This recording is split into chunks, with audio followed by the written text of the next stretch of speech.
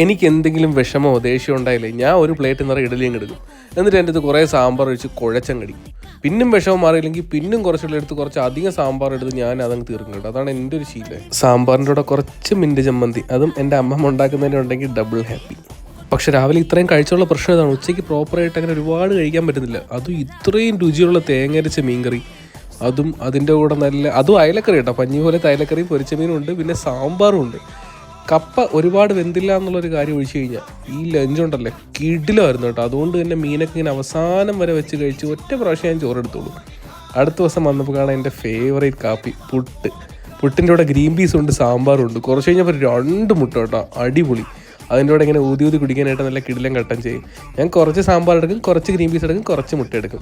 പക്ഷേ അടുത്ത പ്രാവശ്യം ഞാൻ അമ്മമ്മ എടുത്ത് പറഞ്ഞുകൊണ്ട് അടുത്ത പ്രാവശ്യം എനിക്ക് മുട്ടക്കറി ആക്കി തരാൻ ഹോപ്പ്ഫുള്ളി അമ്മമ്മ ചെയ്യുമായിരിക്കും. പിന്നെ ഒരു അടിപൊളി ലഞ്ച് കൂടി കഴിഞ്ഞ് ആ ദിവസം അങ്ങ് തീർന്നു.